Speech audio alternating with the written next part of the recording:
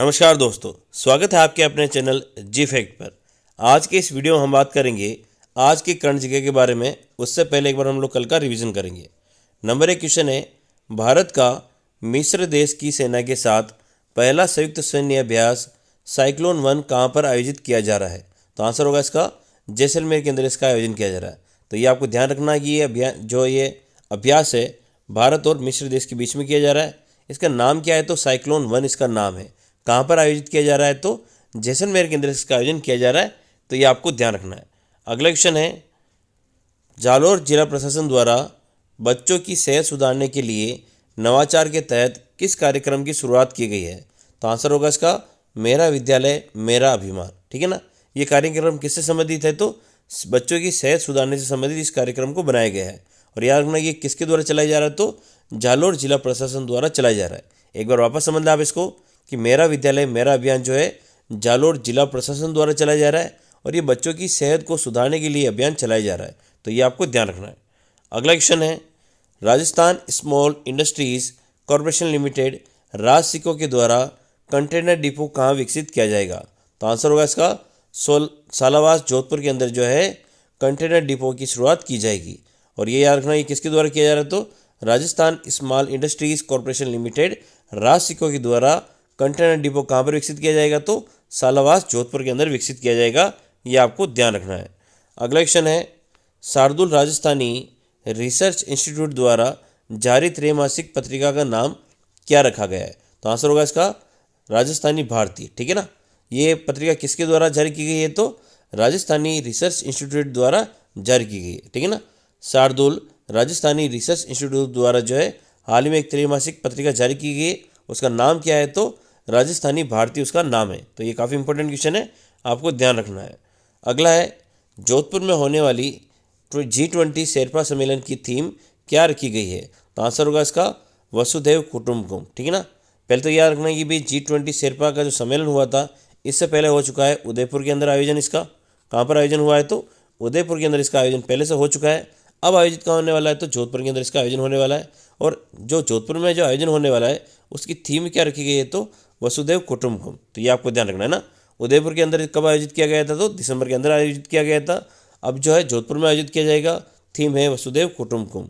ये G20 की शेरपा सम्मेलन की यहाँ पर बात हो रही है। तो ये आपको ध्यान रखना है। अगला है, राजस्थान में पशुपालकों को केंद्र सरकार की नेशनल लाइव स्टॉक मिशन के तहत पशुधन बीमा योजना की शुरुआत कहाँ से की गई है? तो आंसर होगा इसका बाड़मेर जिले से जो है पशुधन बीमा योजना की शुरुआत की गई है। ठीक है ना।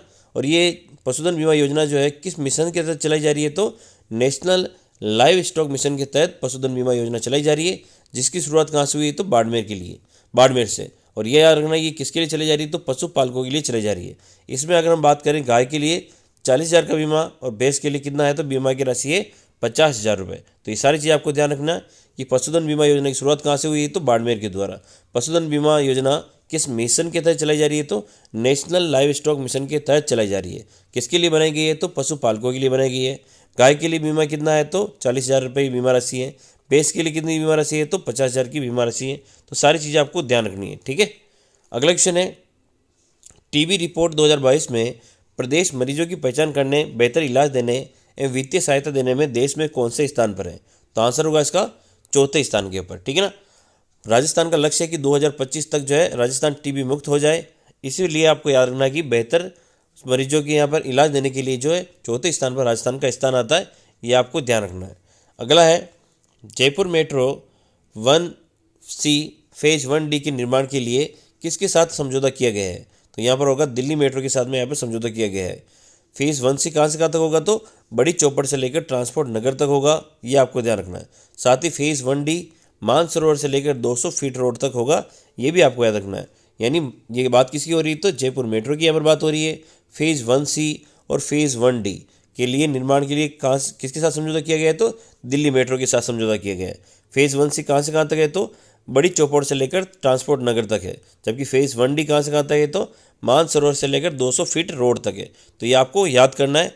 ठीक है। अगला क्वेश्चन है, justice Hidayatullah life time achievement award किसे प्रदान किया गया है?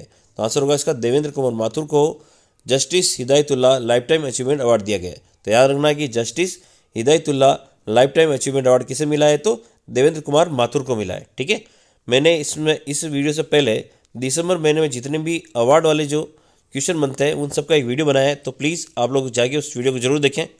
बढ़ते हैं अगले क्वेश्चन की तरफ। अगला है, किस आईजी रेंज में पहला ई ऑफिस पुलिस रेंज कार्यालय बनाया जाएगा? तो आंसर होगा इसका बीकानेर के अंदर जो है पहला ई ऑफिस पुलिस रेंज कार्यालय बनाया जाएगा।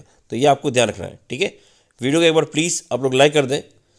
आज का पहला क्वेश्चन है और काफ़ी अच्छा क्वेश्चन है। राजस्थान के किस केंद्रीय कारागार परिसर में पेट्रोल पंप आशाएं द फिलिंग स्टेशन खोला जाएगा?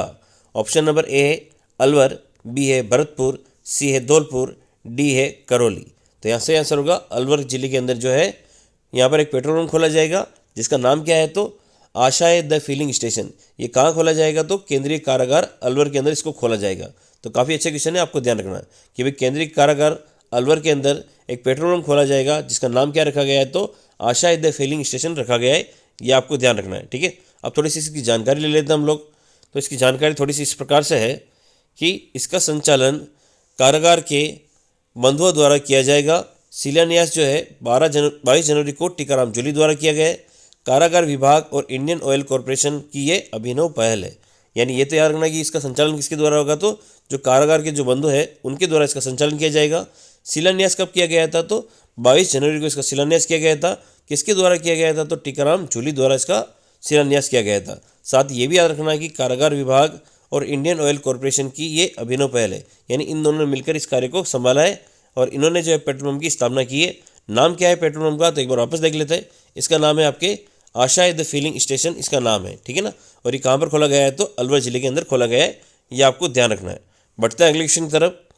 अगला क्वेश्चन है, माही बजाज सागर सिंचाई परियोजना के तहत 2500 किलोमीटर लंबी नहरी तंत्र को 582 करोड़ रुपए की स्वीकृति किस संस्था द्वारा दी गई है? ऑप्शन नंबर ए है नाबार्ड, बी है वर्ल्ड बैंक, सी है एशियन डेवलपमेंट बैंक और डी है आरबीआई। तो यहाँ से आंसर होगा नाबार्ड। ठीक है, माही बजाज सागर परियोजना के तहत 2500 किलोमीटर नहरी तंत्र को 582 करोड़ रुपए की स्वीकृति नाबार्ड संस्था द्वारा दी गई है। याद रखना कि ये बात किसकी हो रही है? तो माही बजाज सागर सिंचाई परियोजना की बात हो रही है। यहाँ पर जो है 2500 किलोमीटर नहरी तंत्र बनाया जाएगा। इसके लिए 582 करोड़ रुपए स्वीकृत किए गए और किसके द्वारा स्वीकृत किए गए हैं? तो नाबार्ड द्वारा स्वीकृत किए गए। ये आपको ध्यान रखना है।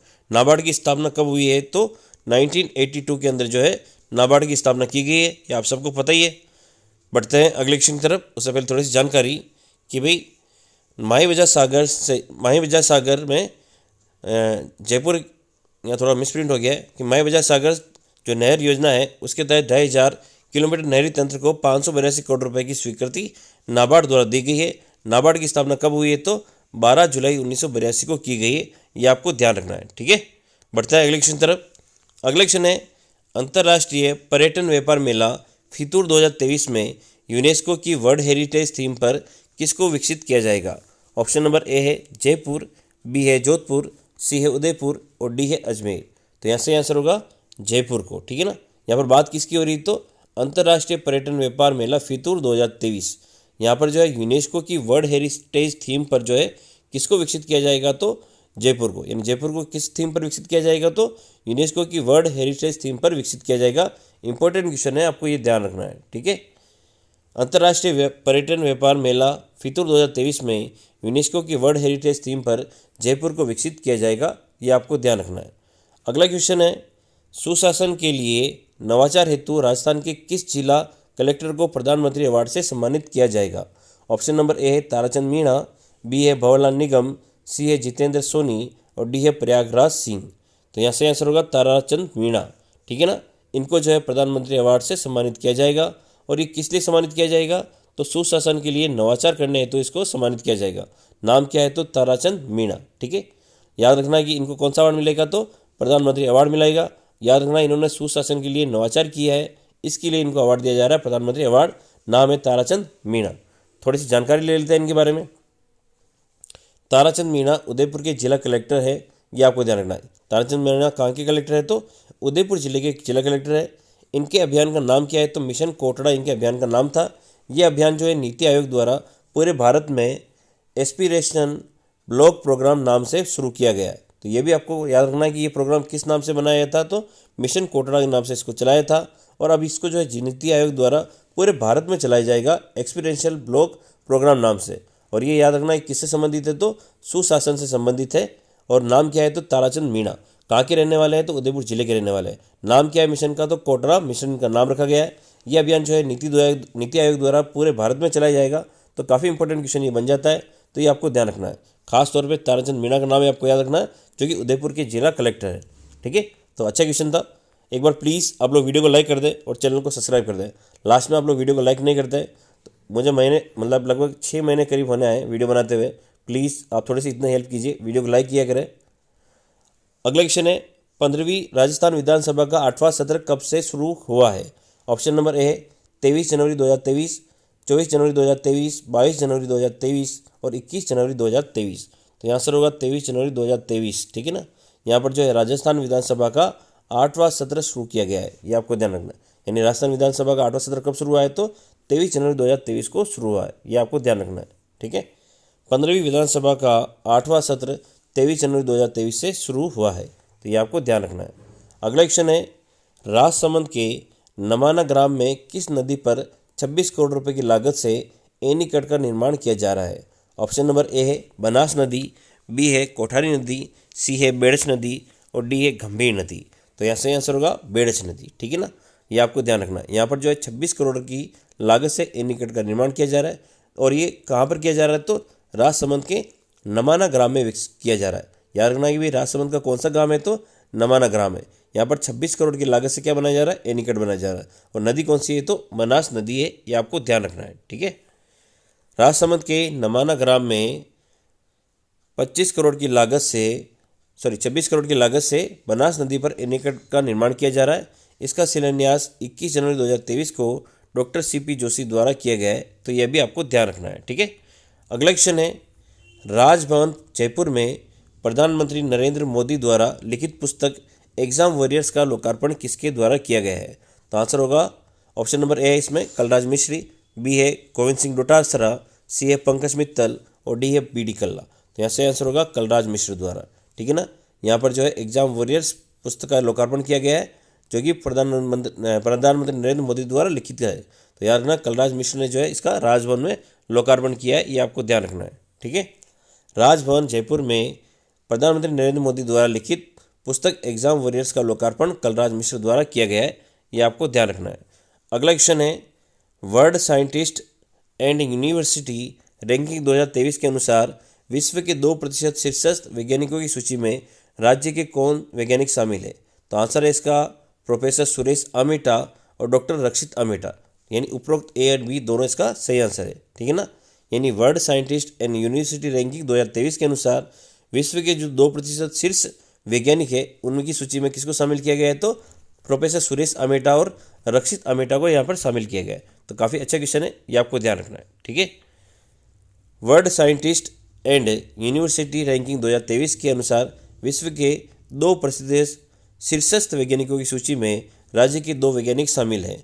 इनका नाम क्या है, तो प्रोफेसर सुरेश अमेटा और रक्षित अमेटा। ये कहाँ के रहने वाले, तो उदयपुर के। इसी प्रकार से आपको पता है कि भाई ताराचंद मीणा, ठीक है ना, ताराचंद मीणा को जो यहाँ पे सुशासन के लिए, नवाचार के लिए यहाँ पर प्रधानमंत्री अवार्ड से भी सम्मानित किया गया है। और ये भी कहाँ के रहने वाले ताराचंद मीणा, तो ये भी कहाँ के रहने वाले, उदयपुर के रहने वाले। तो ये दोनों चीज़ें आपको ध्यान रखनी है ना। उदयपुर के जिला कलेक्टर है ताराचंद मीणा, जबकि अगर हम बात करें यहाँ पर सुरेश अमेटा और रक्षित अमेटा, ये भी कहाँ के रहने वाले, तो उदयपुर जिले के निवासी हैं। और ये आपको ध्यान रखना है कि इनको जो है दुनिया के 2% शीर्ष वैज्ञानिकों की सूची में शामिल किया गया है। तो काफ़ी अच्छा क्वेश्चन है, आपको ये ध्यान रखना है। बढ़ता है अगले क्वेश्चन की तरफ, उससे पहले एक बार प्लीज़ आप लोग वीडियो को लाइक कर दें। अगला है, राजस्थान साहित्य अकादमी का उपाध्यक्ष किसे बनाया गया है? ऑप्शन नंबर ए है डॉक्टर सुनीता गोगरा, बी है सुनीता सिंह, सी है इकराम राजस्थानी, डी है जगमोहन सिंह। तो यहाँ से आंसर होगा डॉक्टर सुनीता गोगरा को जो है राजस्थान साहित्य अकादमी का उपाध्यक्ष नियुक्त किया गया है। और इसके बारे में थोड़ी सी जानकारी ले लेते हैं।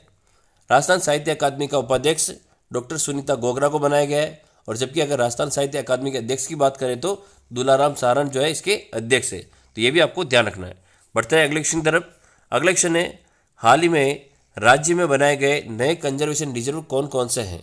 ऑप्शन नंबर ए है शाहबाद तलहटी कंजर्वेशन रिजर्व 12, जो कि 17वें नंबर पे है।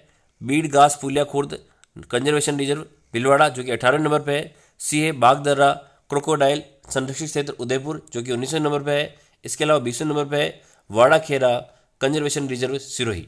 तो ये आपको ध्यान रखना है, ये दो अभी 4 नए नवीनतम बनाए गए, काफ़ी इंपॉर्टेंट क्वेश्चन है। ये तो आपको रट के एग्जाम में जाना ही है, हो सकता है आपके एग्जाम में आए, ठीक है ना। लेटेस्ट कौन सा बना है तो वाड़ा खेड़ा कंजर्वेशन रिजर्व सिरोही के अंदर बना है। उपरोक्त सभी इसके सही आंसर है, ठीक है ना। तो याद रखना कहाँ कहाँ पर बना है, 12 के अंदर, भीलवाड़ा में, उदयपुर में और सिरोही में, ठीक है ना। 12 भीलवाड़ा उदयपुर और सिरोही। नाम भी याद रखना है, शाहबाद तो आपको याद रह जाएगा 12 के अंदर है। बीडगास फूलिया ये आपको ध्यान रखना है कहाँ है तो ये आपके भीलवाड़ा के अंदर है। इसके अलावा बागदर्रा क्रोकोडाइल ये कहाँ है तो उदयपुर के अंदर है। और वाड़ा खेड़ा कंजर्वेशन कहाँ है तो सिरोही के अंदर है। तो ये सारी चीज़ें आपको ध्यान रखनी है, ठीक है। तो सही आंसर कौन सा हो गया इसका, उपरोक्त सभी इसका आंसर हो गया, ठीक है। अब हम लोग करेंगे क्विज की क्वेश्चन जिसका आंसर आपको कमेंट सेक्शन में लिखना है। सुशासन के लिए नवाचार हेतु राजस्थान के किस जिला कलेक्टर को प्रधानमंत्री अवार्ड से सम्मानित किया जाएगा, तो आंसर आपको कमेंट सेक्शन में लिखना है। अगला है हाल ही में राज्य में बनाए गए नए कंजर्वेशन रिजर्व कौन कौन से बने हैं, तो इसका भी आंसर आपको कमेंट सेक्शन में लिखना है। वीडियो को प्लीज़ आप लोग लाइक करें और चैनल को सब्सक्राइब करें। जय हिंद, जय भारत।